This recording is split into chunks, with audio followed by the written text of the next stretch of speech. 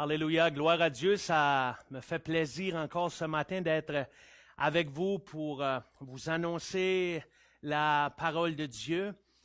J'espère que vous vous portez bien, que votre semaine a bien été par la grâce du Seigneur. Alléluia. Et ce matin, vraiment, on va se laisser encourager par la parole de Dieu. Je dirais se laisser diriger par le Saint-Esprit. Et je crois vraiment que le Seigneur a quelque chose de bon pour nous ce matin et vraiment nous apporter aussi peut-être à faire une réflexion. C'est vraiment une réflexion ce matin que j'aimerais partager avec vous. Donc, si vous avez vos Bibles, gloire à Dieu, je vous inviterai à tourner dans l'Évangile de Jean au chapitre 17 et le verset 3. Gloire à Dieu. Amen. Et encore, on veut vous souhaiter la bienvenue avec nous ce matin. C'est vraiment un privilège, alléluia, et une grâce que le Seigneur nous accorde de pouvoir procéder ainsi, même si nous ne pouvons nous réunir dans des lieux, les gens ensemble, pour célébrer notre Dieu.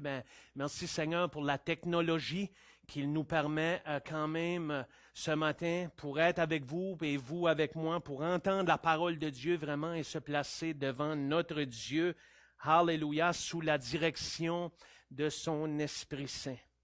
L'Évangile de Jean, chapitre 17, alléluia. On va commencer au verset 1. La parole de Dieu nous dit, « Après avoir ainsi parlé, Jésus leva les yeux au ciel et dit, « Père, l'heure est venue, glorifie ton Fils, afin que ton Fils te glorifie, selon que tu lui as donné pouvoir sur toute chair, afin qu'il accorde la vie éternelle à tous ceux que tu lui as donnés. » Verset 3, et ça fait déjà quelques semaines que nous, à l'Église, nous sommes dans cette direction-là. Et vraiment encore ce matin, je vais continuer dans la même direction. Verset 3 nous dit, « Or, la vie éternelle, c'est qu'ils te connaissent, toi, le seul vrai Dieu, et celui que tu as envoyé, Jésus-Christ. » Or, la vie éternelle, c'est qu'ils te connaissent, toi, le seul vrai Dieu, alléluia, et celui que tu as envoyé, Jésus-Christ. J'aimerais vous dire ce matin aussi que le but ultime, je dirais, et Jésus le cite ici, le but ultime de la vie terrestre, c'est de connaître Dieu et de connaître celui que Dieu a envoyé, soit Jésus-Christ. Mais Dieu a une façon de fonctionner. Dieu a une façon d'opérer. Et il y a des choses qu'il faut apprendre à connaître de la part de Dieu, parce que Dieu ne travaille pas à notre manière. Dieu a, je dirais, un plan spécifique pour l'humanité. Il y a un plan spécifique pour ta vie. Il y a un plan spécifique pour ma vie. Gloire à Dieu. Mais il y a, je dirais, il y a un livre, il y a un manuel d'instruction qui s'appelle la parole de Dieu. La même chose que quand tu vas au magasin et tu veux faire un meuble et bien faire le meuble, tu lis les instructions, tu mets les vis où il faut que ça aille, tu mets les planches où il faut que ça aille. Mais si on veut faire à notre tête, des fois il peut manquer des morceaux. Des fois les planches sont pas aux bonnes places, puis des fois ça n'a pas l'air d'un meuble pantoute. Mais la parole de Dieu, c'est la même chose. Dieu a laissé sa parole, alléluia, gloire à Dieu, pour qu'on puisse le connaître vraiment. Et la vie éternelle, c'est d'apprendre à connaître ce Dieu si merveilleux, ce Dieu si glorieux, qui s'est révélé à travers, je dirais, qui a envoyé son Fils Jésus-Christ à la croix.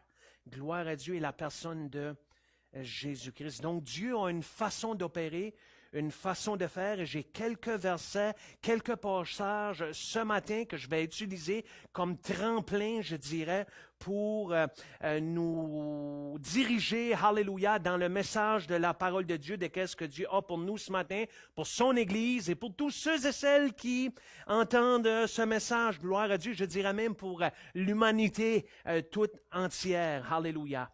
Que l'on puisse tourner aussi dans l'Ancien Testament, dans le livre d'Ésaïe, alléluia. Ésaïe, dans l'Ancien Testament, gloire à Dieu, Ésaïe, chapitre 55, versets 6 et suivants. Ésaïe 55, versets 6 et suivants. La parole de Dieu nous dit, Alléluia, « Cherchez l'Éternel pendant qu'il se trouve. Invoquez-le, tandis qu'il est prêt. Que le méchant abandonne sa voie et l'homme d'iniquité ses pensées, qu'il retourne à l'Éternel qui aura pitié de lui. À notre Dieu qui ne se lasse pas de pardonner. » Alléluia. « Car mes pensées ne sont pas vos pensées, nous dit Dieu, et vos voix ne sont pas mes voix, dit l'Éternel.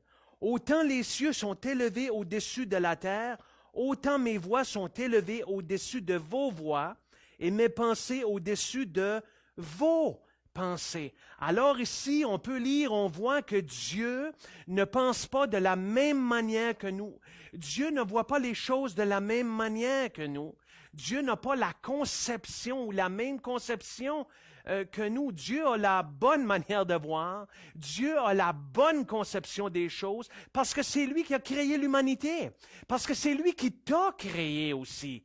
Donc Dieu sait ce qu'il fait. Il est en plein contrôle. Alléluia. Et la parole de Dieu au verset 6 nous dit aussi, « Cherchez l'Éternel pendant qu'il se trouve. » Donc, cela veut dire aussi qu'il y a un temps que peut-être que l'Éternel ne se trouvera plus ou va se trouver très difficilement. Mais aujourd'hui, c'est un temps, alléluia, pour chercher Dieu parce que Dieu se laisse trouver, alléluia. Se laisse trouver parce que son Esprit Saint est encore ici pour diriger les hommes et les femmes, les jeunes hommes, les jeunes filles, peu importe, l'être humain qui désire, alléluia, s'approcher de Dieu, de le connaître. Dieu rend, je dirais, sa révélation facile par la puissance du Saint-Esprit. Et le Saint-Esprit, pour apprendre à connaître Dieu, nous dirige à la croix, nous dirige à Jésus-Christ parce que Dieu a un plan spécifique pour toi. Alléluia. Dieu te veut avec lui. Dieu te veut dans sa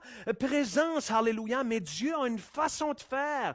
Dieu a une façon d'agir. Alléluia. Et par la grâce de Dieu, on va découvrir, alléluia, que cette façon, c'est Jésus-Christ, c'est la croix, gloire à Dieu. Dieu, même si on essaie de réfléchir sur les choses, comment Dieu fait les choses, on vient de lire ce matin que ses voies sont au-dessus de notre compréhension, de nos voies. Que l'Éternel soit béni. Alléluia. J'aimerais aussi utiliser un autre passage qui se trouve dans la parole de Dieu, dans l'Ancien Testament encore, qui se trouve dans le livre d'Ézéchiel.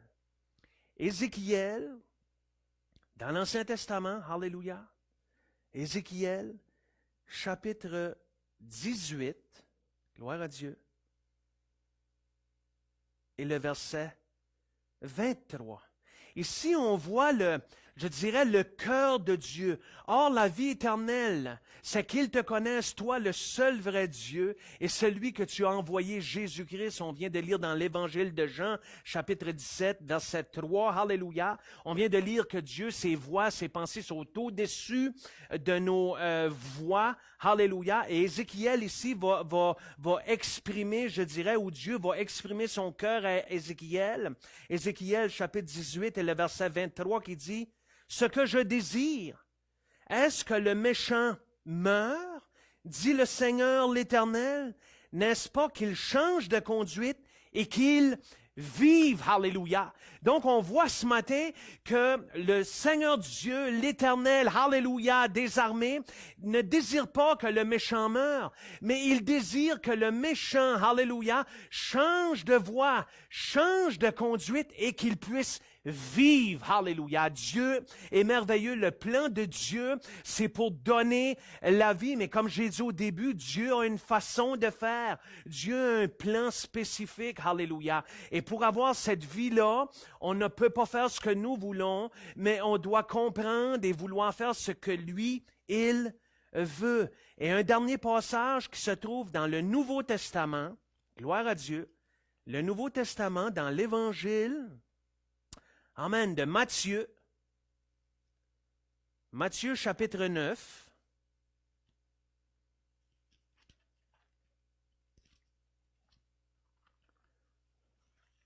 Matthieu chapitre 9. Gloire à Dieu.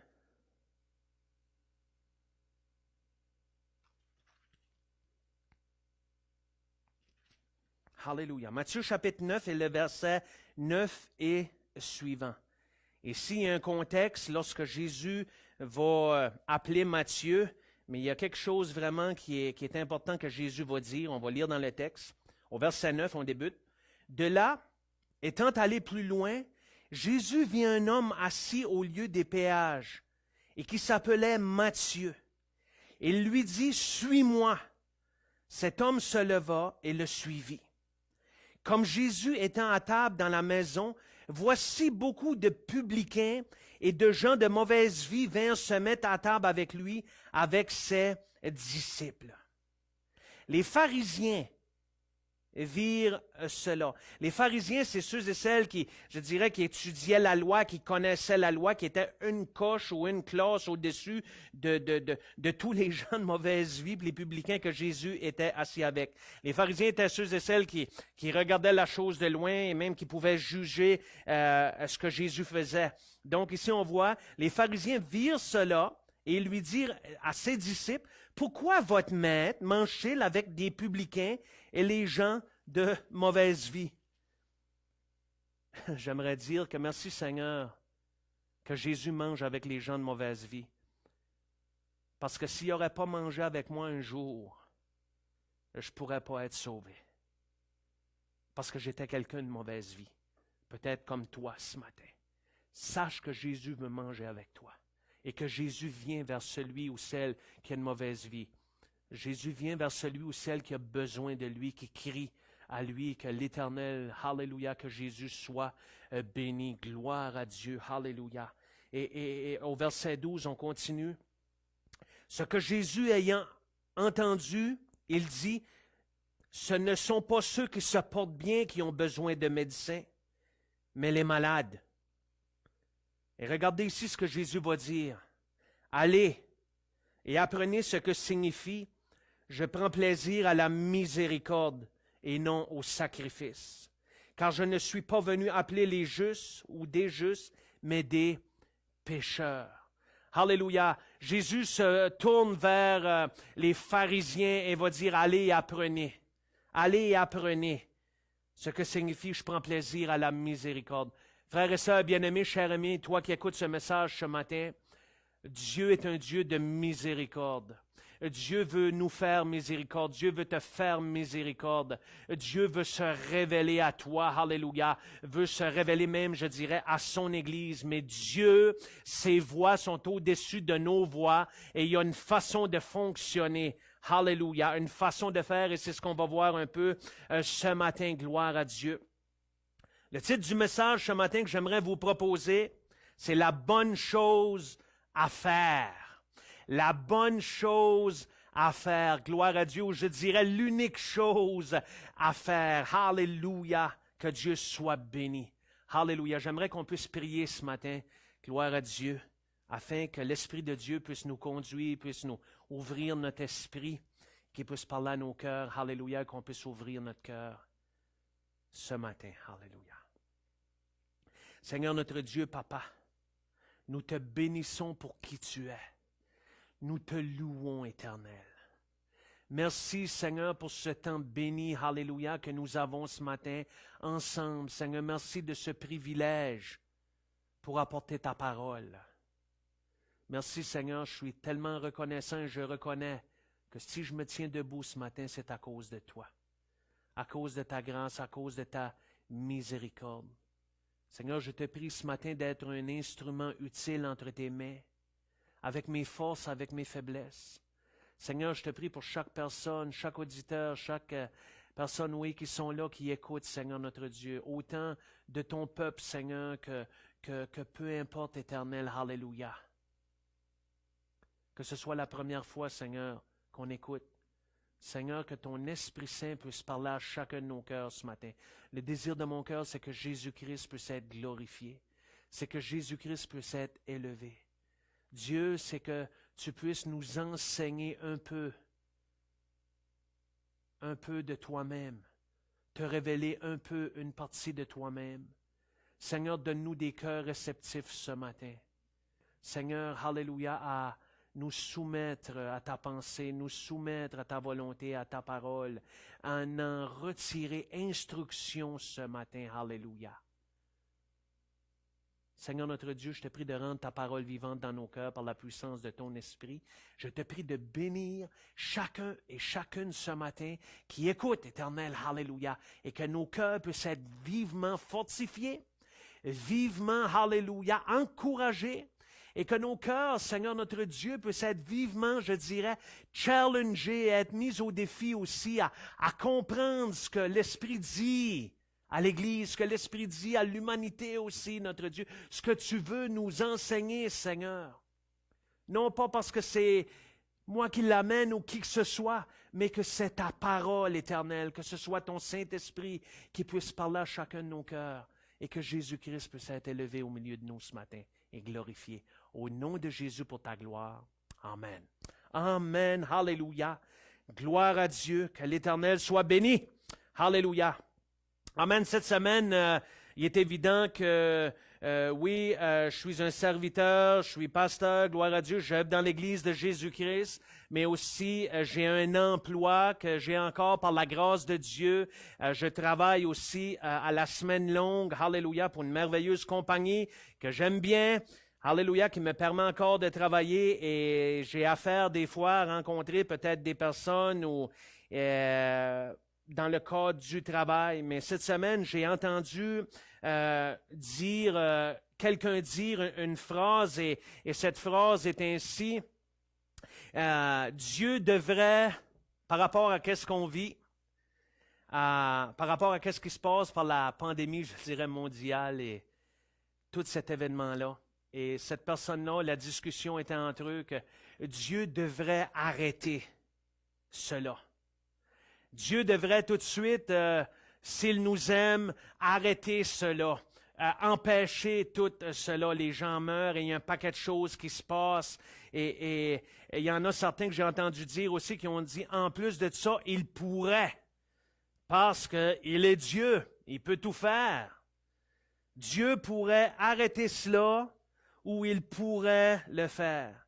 Et je n'ai pas le choix de dire oui parce que Dieu est tout-puissant. Mais j'ai poussé ma réflexion un peu plus loin où je me suis senti interpellé à réfléchir un peu plus et pousser une réflexion un peu plus loin. Et c'est ce que je veux partager avec vous ce matin. Alléluia, gloire à Dieu, je dirais le résultat de ma réflexion. Et j'ai réfléchi là-dessus. Et je me suis mis à réfléchir sur la parole de Dieu, sur Dieu, comment il agissait, parce que ses voix, nous le savons bien, sont au-dessus de nos voix. Il n'agit pas comme nous on pense ou comme qu'on voudrait. Et je vais vous partager ce qui est venu à mon esprit. Dieu devrait arrêter cela, qu'est-ce qui se passe, ou il le pourrait, c'est vrai. Mais j'aimerais vous dire ce matin, est-ce que Dieu a arrêté dans le début des temps? Est-ce qu'il a empêché le déluge d'arriver sur l'humanité? Est-ce que Dieu a empêché le déluge, nous dit la parole, a empêché le déluge, a freiné le déluge qui est arrivé sur la terre? Comme si vous avez une Bible, je vous encourage cette semaine peut-être à repasser, à relire les passages que je vais citer. On voit l'histoire du déluge, lorsque Dieu a laissé aller le déluge. On voit ça dans la Genèse, dans l'Ancien Testament, au chapitre 7. Est-ce que Dieu aurait pu intervenir? Oui. Est-ce que Dieu aurait pu l'arrêter? Oui. Est-ce que Dieu a arrêté le déluge? Non. Dieu n'a pas arrêté le déluge. Frères et sœurs bien-aimés, ce matin, je parle peut-être fort, je veux juste vous réassurer, ceux qui me connaissent, je ne suis pas fâché, mais il y a des choses qui bouillent sur mon cœur et il y a des prises de conscience. Je crois qu'en tant que croyant, en tant qu'Église, en tant que vous qui écoutez ce message, il y a quelque chose qu'il faut réfléchir, il faut laisser le Saint-Esprit parler à ton cœur ce matin pour que tu puisses réfléchir, alléluia, gloire à Dieu, puis que l'Éternel puisse toucher nos cœurs, puisse toucher ton cœur, mais il faut réfléchir. Pourquoi? Pourquoi est-ce que Dieu n'a pas empêché le déluge? Pourquoi Dieu n'a pas arrêté le déluge? Alors que vous allez faire votre lecture dans Genèse chapitre 7, il y a quelque chose dans le verset 5 qui est dit. Le verset 5, Genèse chapitre 7 nous dit, « L'Éternel vit que la méchanceté des hommes était grande sur la terre, et que toutes les pensées de leur cœur se portaient chaque jour uniquement vers le mal. » Est-ce que Dieu a arrêté aussi ou a empêché, je dirais, la destruction totale de Sodome et Gomorrhe? Est-ce que Dieu aurait pu empêcher cela? Oui. Dieu est tout-puissant. Mais est-ce que Dieu a empêché la destruction de Sodome et de Gomorrhe, comme qu'on voit dans Genèse au chapitre 19? Nous savons très bien, pour ceux et celles qui connaissent un peu la parole de Dieu, que Dieu n'a pas empêché la destruction de Sodome et de Gomorrhe. Pourquoi? Genèse chapitre 18, verset 20 nous dit, « Et l'Éternel dit, le cri contre Sodome et contre Gomorrhe s'est accru, a augmenté, et leur péché est énorme. » Est-ce que Dieu, bien-aimé, a arrêté aussi, a empêché les plaies de s'abattre sur l'Égypte? Comme il est écrit dans la parole de Dieu, et je t'encourage cette semaine à lire, alléluia, le contexte et demander à Dieu qu'il puisse parler à ton cœur, qu'il puisse t'inspirer, que ton cœur puisse être touché, alléluia. Est-ce que, comme qui est écrit dans la parole de Dieu, dans le livre d'Exode, dans l'Ancien Testament, du chapitre 7 et jusqu'au chapitre 11, la parole de Dieu nous parle de qu'est-ce qui est arrivé. Est-ce que Dieu a empêché le fleuve de se changer, l'eau de se changer en sang? Est-ce que Dieu a empêché les grenouilles de monter dans le peuple d'Égypte et d'inonder les maisons et d'être sur les gens et partout? Est-ce que Dieu a empêché les poux de venir contre l'Égypte?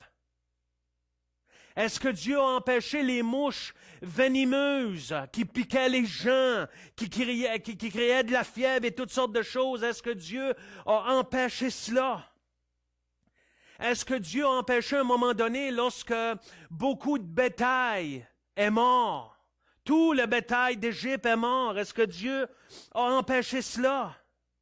Est-ce que Dieu a empêché les ulcères qui ont tombé sur le peuple d'Égypte, sur les Égyptiens, par des éruptions cutanées, par des boutons? Ça me fait penser à la jeunesse aujourd'hui.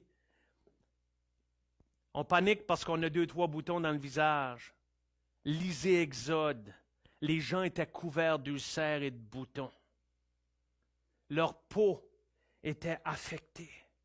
Est-ce que Dieu a empêché, je dirais, la grêle de tomber? La Bible nous dit, lorsque vous allez lire le texte, qu'il n'y a jamais eu une grêle comme ça sur la terre, puis il n'y aura jamais une autre grêle comme ça, ainsi de suite. Les arbres étaient détruits, les semences, les récoltes étaient complètement anéanties et détruites.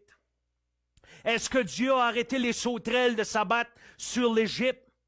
Est-ce que Dieu a arrêté les ténèbres pendant 3 jours de s'instaurer tellement les gens, la Bible nous dit qu'ils ne voyaient même pas au-devant d'eux, devaient marcher à tâtons pour savoir qu'est-ce qui était là et qu'est-ce qu'ils voyaient. Des ténèbres ont, je dirais, couvert l'Égypte. Est-ce que Dieu a empêché l'ange de la mort de passer et de toucher les premiers-nés de l'Égypte? La réponse est non, bien-aimés. La réponse est non, frères et sœurs. Pourquoi Dieu a-t-il laissé aller les choses? C'est ce que nous devons réfléchir, c'est ce que nous devons voir. C'est ce que l'Esprit de Dieu doit révéler à notre cœur ce matin. J'aimerais vous dire ce matin que Dieu a laissé aller les choses, tout ça à cause de la dureté et la rébellion du cœur de l'homme par rapport à Dieu, par rapport à qui était Dieu. On a lu dans l'Évangile de Jean, chapitre 17, verset 3, « Or, la vie éternelle, c'est qu'ils te connaissent, toi, le seul vrai Dieu, et celui que tu as envoyé, Jésus-Christ. » Dieu a permis ces choses-là dans un temps dans l'humanité, et il y en a permis d'autres jusqu'à aujourd'hui. Tout ça pour se révéler, mais le cœur de l'homme, par rapport à Dieu, ne veut rien savoir. Dieu a laissé aller ces choses-là parce que l'homme s'était endurci par rapport à Dieu, par rapport aux choses de Dieu. Bien-aimés frères et sœurs, sommes-nous devenus à penser ce matin et à penser plus tard? Sommes-nous devenus à penser que Dieu va nous écouter en claquant des doigts ainsi et en disant « Dieu, arrête cela. Dieu empêche ça. Dieu, c'est assez là. Là, il faut arrêter ça. Il faut que tu arrêtes ça. » Sommes-nous devenus ainsi à penser que Dieu va arrêter ça parce que nous lui demandons dans le sens que nous lui commandons? Dieu est Dieu, mon ami. Et Dieu fait ce qu'il veut. Dieu opère comme il veut.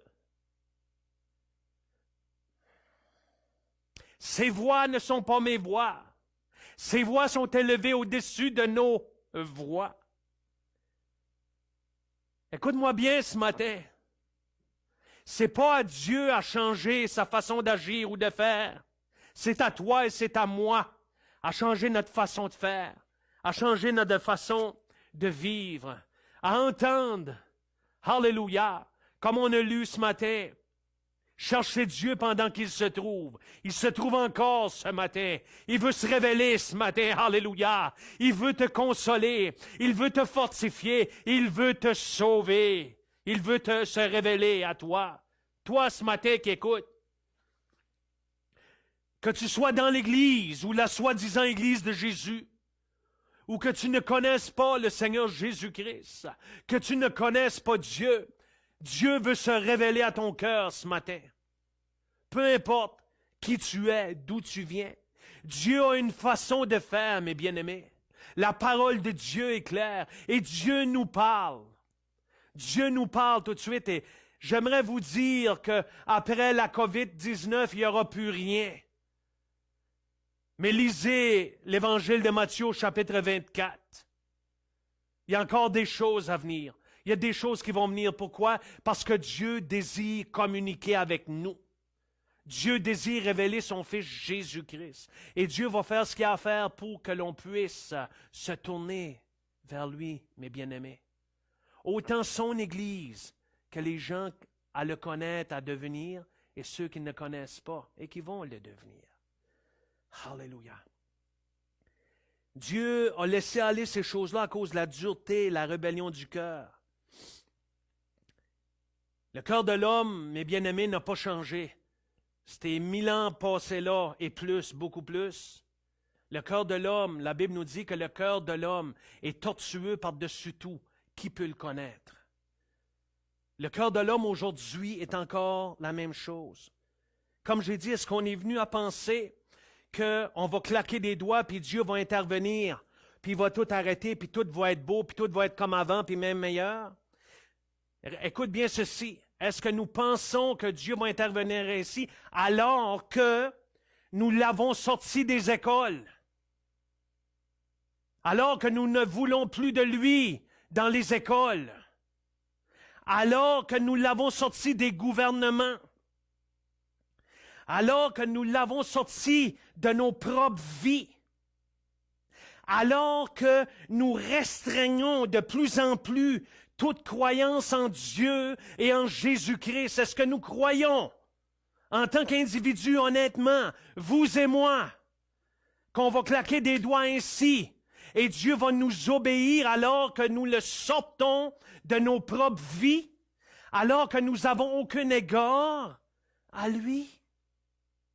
Alors que les gouvernements, je dirais, autour de la terre entière, approuvent des lois et des choses que Dieu a en horreur et défend de pratiquer, cela va attirer des jugements, à même titre que ça l'a fait pour le déluge, pour Sodome et Gomorrhe, pour l'Égypte.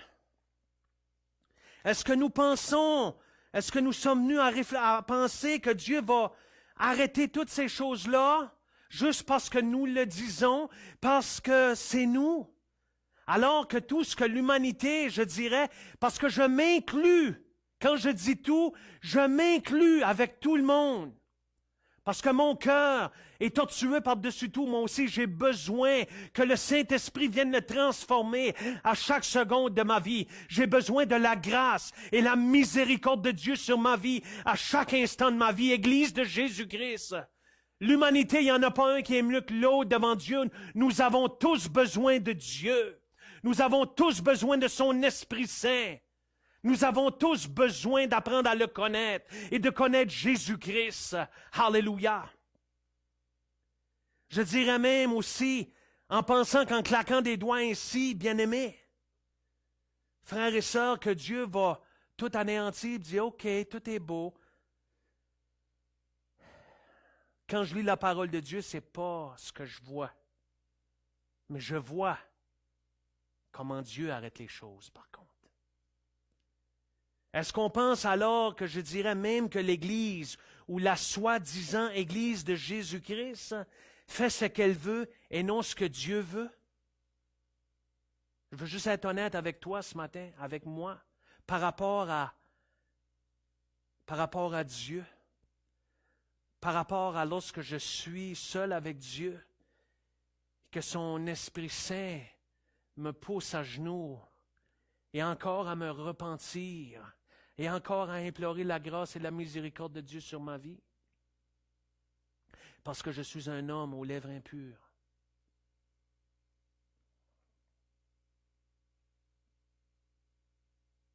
Alors que les soi-disant chrétiens, je dirais, vivent plus pour les choses du monde, je dirais, les attraits du monde, les activités du monde, les pensées du monde, plus que pour les choses de Dieu. Alléluia. J'aimerais que l'on puisse tourner dans Romains dans le Nouveau Testament.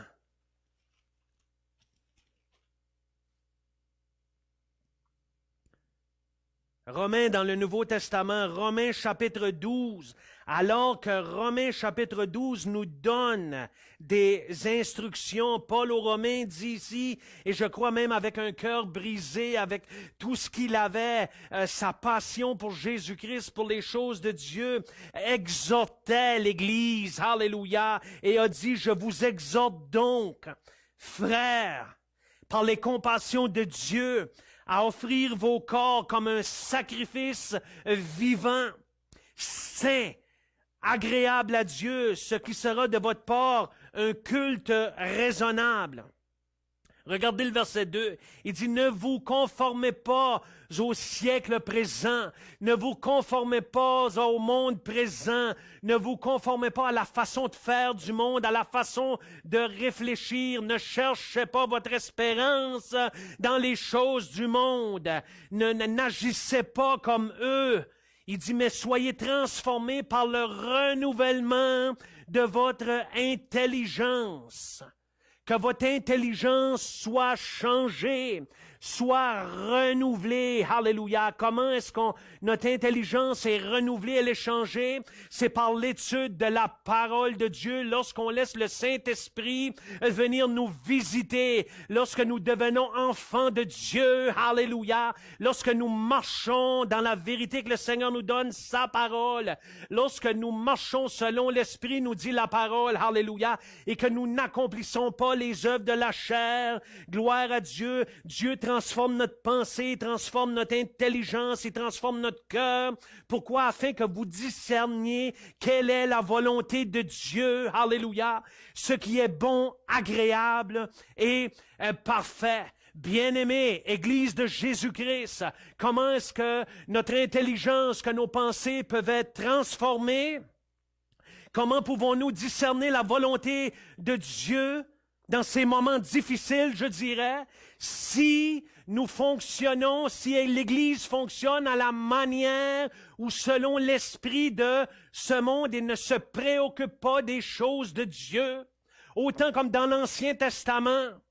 Dieu a laissé aller, autant dans les temps 2020, en 2021, je ne sais pas, mais en 2020 actuellement, ce 5 avril 2020, Dieu laisse aller les choses, il y a quelque chose, il faut changer. Il faut se tourner vers Dieu, il faut se tourner vers la personne de Jésus-Christ, alléluia. Si on fonctionne de cette manière, Dieu ne peut pas transformer, ne peut pas renouveler notre intelligence. Je dirais alors que l'être humain, l'humanité entière, est remplie ce matin. Et comprenez-moi bien, je ne suis pas fâché. Mon cœur est là. Je réalise qu'est-ce qui se passe. Réfléchis un peu ce matin. Et tu vas voir que ce que je dis, c'est vrai. L'humanité, l'être humain aujourd'hui, est rempli d'orgueil. Et pense même, je dirais, s'en sortir, ressortir de ce qu'on vit là, sans que Dieu n'intervienne. Sans que Dieu n'intervienne. On est capable de le faire sans lui.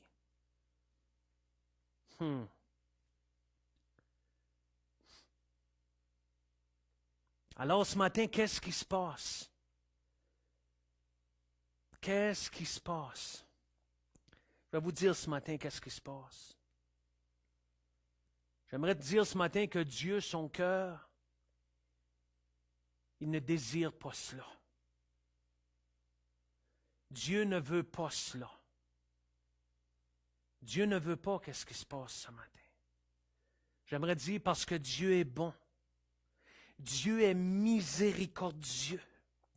Dieu lit ta parole. Dieu est lent à la colère. Dieu est amour. Dieu est juste, par contre. Qu'est-ce qui se passe? Pourquoi si Dieu est ainsi? Pourquoi cela arrive? J'aimerais te dire ce matin que la réponse est très simple. C'est parce que l'homme, l'être humain, vous et moi, veulent faire route seuls, sans Dieu, veulent faire route à la manière, à ma manière, à la manière humaine. Et qu'est-ce qui se passe? Dieu laisse aller les choses, comme il a laissé aller le déluge, comme il a laissé aller Sodome et Gomorrhe, comme il a laissé aller les plaies d'Égypte. Et ainsi de suite à travers l'humanité. Non pas à cause que Dieu est méchant. Dieu est bon, mais il y a une façon de faire. Il y a une façon de fonctionner. Dieu veut révéler. Dieu veut faire, je dirais. Dieu veut intervenir. Dieu veut intervenir. Mais à cause de qui il est, à cause de la façon dont qu'il opère, l'homme ne fait pas ce qu'il a à faire pour que Dieu intervienne. L'être humain ne fait pas affaire pour laisser intervenir Dieu parce que Dieu a une façon d'opérer. Alors peut-être ce matin vous écoutez, vous allez dire, bon, ben alors que faire? Que faire alors pour que Dieu puisse intervenir dans l'humanité? Que faire alors pour que Dieu puisse intervenir dans ma vie? Que faire alors pour qu'il se produise quelque chose en moi, qu'il se produise un miracle? Que faire pour que Dieu puisse intervenir? Bien-aimés, La parole de Dieu donne la solution. Alléluia. J'aimerais dire ce matin, Dieu est merveilleux. C'est vrai que Dieu laisse aller les choses parfois. Mais c'est pour enseigner l'humanité. C'est pour vous enseigner, vous et moi. Le cœur de Dieu est brisé présentement, mais Dieu ne peut pas faire autrement. Parce que cela, je dirais, pour ceux et celles qui connaissent la parole de Dieu, viendra en contradiction avec ce qu'il a toujours fait, comment il a toujours opéré. La solution se trouve pour l'Église de Jésus-Christ et pour toi qui ne connais pas le Seigneur Jésus. La solution pour l'humanité entière, je dirais, tous les vivants qui sont là actuellement, tous les êtres humains, la solution se trouve dans le livre des Chroniques, au chapitre 2, un verset qu'on cite régulièrement, mais que je crois, alléluia, va prendre beaucoup plus de signification dans les jours à venir, dans les jours que Dieu nous accorde pour apprendre à le connaître. Or, la vie éternelle, c'est qu'ils te connaissent, toi le seul vrai Dieu, et celui que tu as envoyé, Jésus-Christ. Alléluia, que ses voix sont au-dessus de nos voix, de chercher l'Éternel pendant qu'il se trouve. 2 Chroniques au chapitre 7, versets 14 et suivants. Alléluia. Si mon peuple, sur qui est invoqué mon nom, s'humilie, prie, cherche ma face. Non seulement ça, mais s'il se détourne de ses mauvaises voies, s'il se détourne de sa façon d'agir, s'il se détourne de sa façon de penser, s'il se détourne de son orgueil, s'il se détourne de cette idéologie-là, soit que Dieu n'existe pas ou que je vais le faire tout seul, que je veux faire route seul sans Dieu, s'il se détourne de ses mauvaises voies, de tout ce que Dieu a en horreur, de tout ce que Dieu ne veut pas, s'il se détourne de ses mauvaises voies, s'il fait ça, alléluia, non seulement se détourner, mais d'invoquer Dieu, de s'humilier, alléluia, s'humilier, de tomber à genoux, de crier à Dieu, de le prier, de le chercher de tout notre cœur. Si on se détourne de nos mauvaises voies, la parole de Dieu dit, je l'exaucerai des cieux. Alléluia. Je lui pardonnerai son péché et je guérirai son pays. Bien-aimé, alléluia. La bonne chose à faire. Verset 15 nous dit maintenant, mes yeux seront ouverts désormais et mes oreilles seront attentives à la prière faite en ce lieu. Alléluia.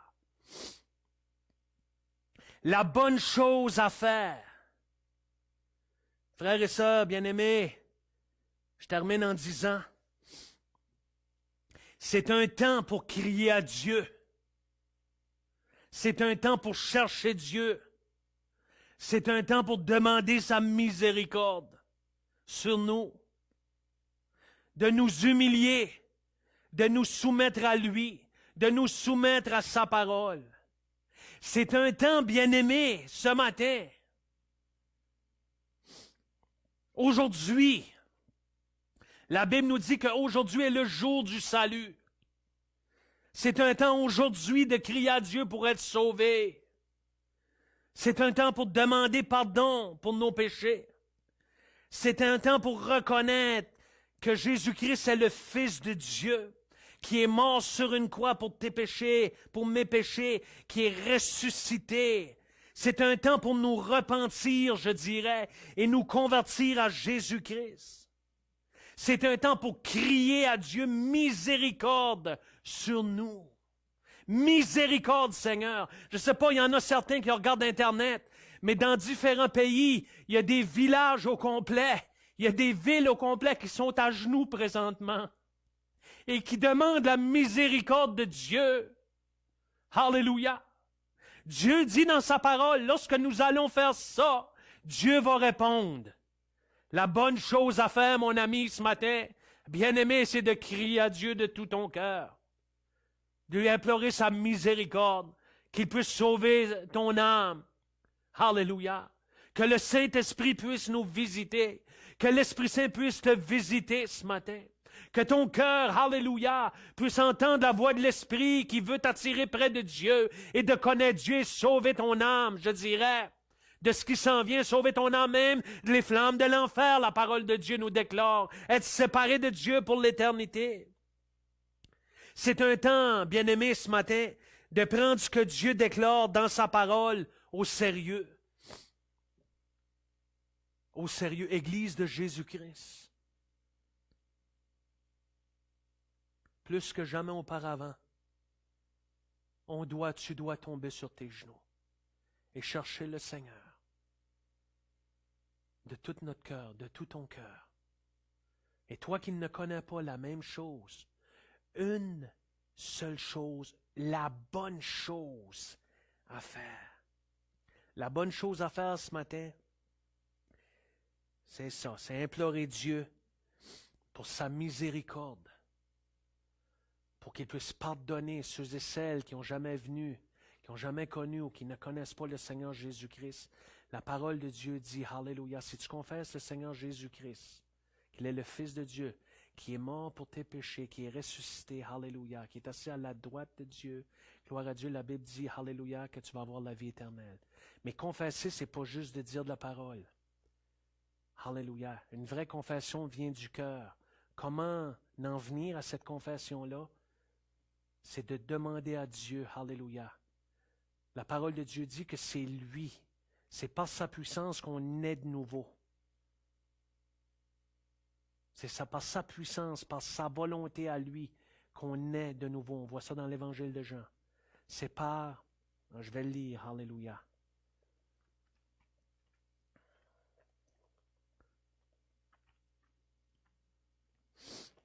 Alléluia.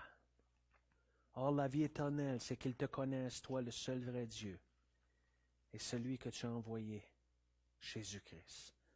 L'Évangile de Jean, chapitre 1, verset 12, nous dit, « Mais à tous ceux qui l'ont reçu, reçu qui? Reçu Jésus-Christ, reçu la parole de Dieu, à tous ceux qui croient en son nom. » Ah, je crois en Dieu, je ne te parle pas de croire en Dieu ce matin. Je te parle de croire en Jésus-Christ. C'est lui qui est mort pour tes péchés. C'est en lui qu'il faut que ta foi soit. À tous ceux qui croient en son nom, quel nom? Le nom de Jésus-Christ. Elle a donné le pouvoir de devenir enfants de Dieu, lesquels sont nés non du sang. Ce n'est pas la couleur de ta peau, du sang qui est au-dedans de toi, ni de la volonté de la chair, ni de la volonté de l'homme. Mais la parole de Dieu dit que tu es né de nouveau selon la volonté de Dieu. Alléluia. La volonté de Dieu. Comment naître de nouveau? La Bible dit, alléluia, l'apôtre Pierre un jour était devant une foule de monde. Les gens, l'apôtre Pierre a parlé sur la croix, sur Jésus-Christ, que les gens avaient crucifié. Et l'apôtre Pierre a dit une chose. Il dit, repentez-vous et convertissez-vous. Repentez-vous de vos péchés et convertissez-vous à Jésus-Christ. Ce matin, ce n'est pas compliqué. Peut-être écoute ce message-là et ton cœur est vivement touché tout de suite. Alléluia. Je t'encourage à te mettre à genoux et à crier à Dieu. Demander pardon pour tes péchés. De lui demander de te visiter. De prendre ton cœur, de prendre ta vie. De crier à lui, miséricorde. Alléluia. Et Dieu va te donner son Saint-Esprit. Et la nouvelle naissance qui vient de Dieu, selon la sincérité de ton cœur. Dieu va te faire naître de nouveau. Il va te révéler Jésus-Christ. Alléluia. C'est ce que la parole de Dieu dit. Alléluia. Tu vas te relever une nouvelle personne, mais il faut que tu crées à lui. Et Église, toi qui m'écoutes ce matin, c'est un temps pour l'Église de Jésus-Christ de tomber sur nos genoux, comme jamais auparavant tu l'as fait, de délaisser peut-être même la vaine façon de vivre et de crier à Dieu et d'implorer sa miséricorde, d'implorer sa grâce, parce que Dieu est Dieu, alléluia.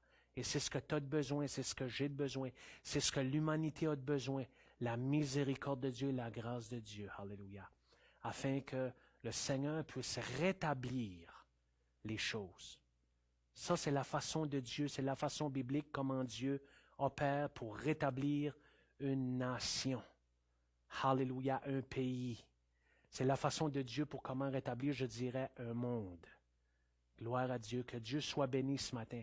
Je te remercie d'avoir été avec nous et vraiment que le Seigneur puisse te visiter cette semaine. C'est une réflexion ce matin que je voulais partager et je prie, alléluia, que le Seigneur puisse te visiter. Que tu puisses méditer cette semaine et te laisser parler, alléluia, et même de commencer à lire ta parole, commence à lire dans l'évangile de Jean, alléluia, gloire à Dieu, apprends à connaître le Seigneur Jésus-Christ, apprends à connaître Dieu, alléluia, gloire à Dieu, puis la paix de Dieu, Dieu va te la donner, Dieu va te donner une direction, amen. Seigneur notre Dieu, Papa, te bénissons ce matin pour ta parole. Merci, Seigneur, pour chaque personne qui regarde, qui visionne, qui écoute, Seigneur Dieu, ce matin. Je te remercie, Seigneur Dieu, pour chaque personne dans la sincérité de leur cœur ce matin, qui ont crié, qui crient à toi, Papa, remplis-les de ton esprit. Entoure-les. Père, je te prie ta grâce, ta miséricorde sur eux, sur nous, Seigneur. Seigneur notre Dieu, que ton Esprit Saint puisse nous conduire à Jésus-Christ. Apprends-nous à te connaître, Seigneur. Apprends-nous à connaître ton cœur. Apprends-nous à connaître, Seigneur notre Dieu, comment tu agis, Seigneur. Seigneur, apprends-nous aussi à voir à travers tout cela, Seigneur, que tu as des plans de bonheur, Seigneur, et non de malheur. Mais on doit, Seigneur, apprendre le manuel, Seigneur. On doit apprendre le livre d'instruction, on doit marcher selon le livre d'instruction, ta parole. Donne-nous des cœurs humbles, Seigneur. Donne-nous des cœurs soumis, Papa. Et je te prie encore pour ta miséricorde, pour ta grâce sur chacune de nos vies. Bénis, Seigneur, chaque personne, au nom de Jésus pour ta gloire. Amen. Amen. Alléluia. Bonne semaine, mes amis. Que Dieu vous bénisse abondamment. Alléluia. Gloire à Dieu. Amen.